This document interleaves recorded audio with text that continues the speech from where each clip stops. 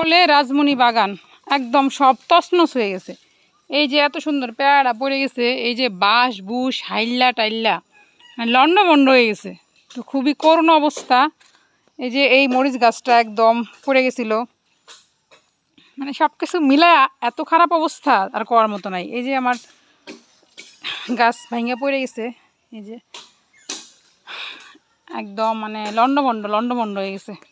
আর এত পাতা পড়ছে, ডাল ডুল কালকে কিছু পরিষ্কার করছি, আর আজকে এই যে পরিষ্কার করা হইতেছে, মানে তছনছ হয়ে গেছে সব লন্ডভন্ড।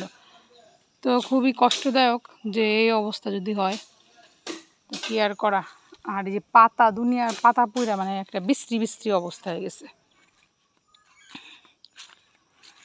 তো এই ঝড় আমাদেরকেও ছাড়ে নাই, আমার রাজমণি বাগানও ঝড়ের কবলে পড়ছে, গাছগুছ নুয়ে গেছে, নেতায় গেছে, পড়ে গেছে, কি যে অবস্থা, একটা স্যারাবেরা অবস্থা হয়ে গেছে। তো যাই হোক, সব কিছুর যেমন ক্ষতি হয় তেমন সমাধানও আছে।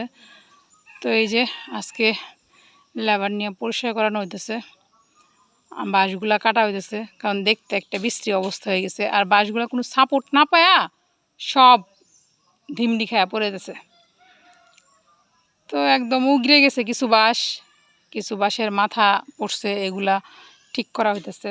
তো এত কিছুর পরেও আবার কিছু সুসংবাদও আছে, সুখবরও আছে, যে বৃষ্টিটা আমার আদার জন্য খুবই উপকার হয়েছে।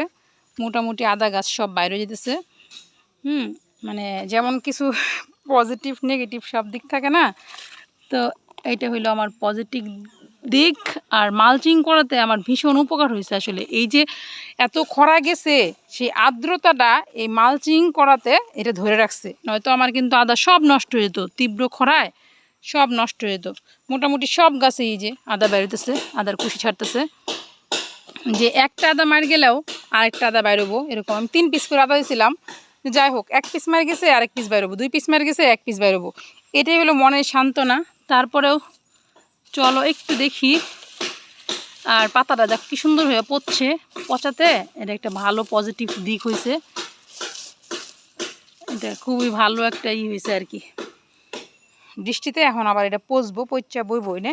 এই যে পাতা ফাঁক হইয়া ছিদ্রি হইয়া পাতার ফাঁক দিয়ে কিন্তু গাছ বাইরে দিতেছে, সেটা আমার আর কষ্ট করে মানে কীভাবে গাছ বাইরবো এই চিন্তাটা আমার করতে হইব না, কারণ তার জায়গা সে ঠিকই নিজে করে নিতেছে, নিয়ে বাইরে দিতেছে। এদিকটা তো মোটামুটি বাইরে হয়ে পড়ছে, এদিকটা বাইরে হয়ে পড়ছে, মানে এটা একটা খুব সুন্দরই হয়েছে। আর এই যে কালকে আসছিলাম, কালকে তো কারেন্ট আসছিল না, 3 দিন ধরে কারেন্ট নাই, এখনও কারেন্ট নাই।